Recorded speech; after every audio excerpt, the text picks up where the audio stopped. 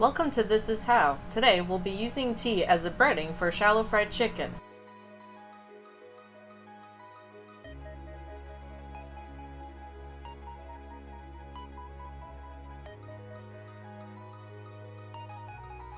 After gathering all of your ingredients and equipment, you're going to want to place some plastic wrap over the piece of chicken so that way you can pound it out.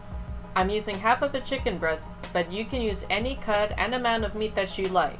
After you've gathered it, you're going to want to make it very thin, so you're either going to want to butterfly it, which involves cutting it in half, or doing what I'm doing here, which is pounding it out. I'm using the back of a knife, but make sure to use a meat mallet instead because this is actually really dangerous.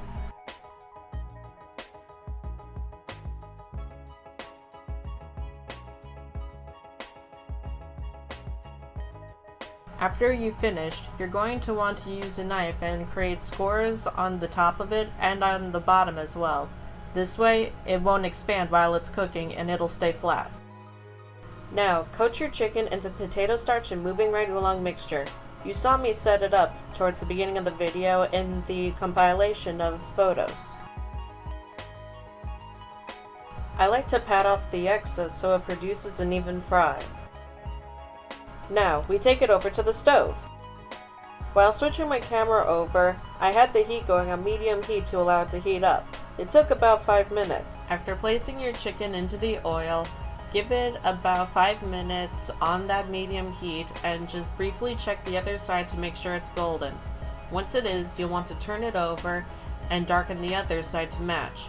If you think it's not done enough yet, you can keep going until both sides are a nice golden brown color.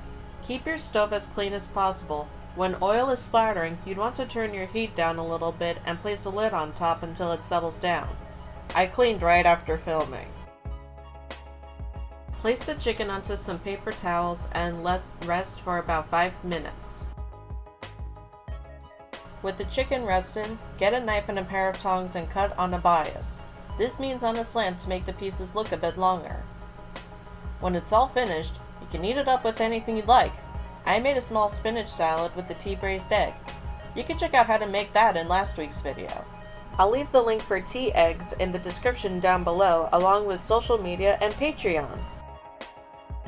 With May coming to an end, I'll be giving anyone who subscribes to tiers 3 and up the blend I used in this week's and last week's videos for June. You can find out more about this by going over to Patreon. Just search up Spiceroy and I'm right there. Thanks for watching. Don't forget to like, subscribe, and hit that bell icon so you know when I'll have a freshly spiced video. See you next week. Stay spicy.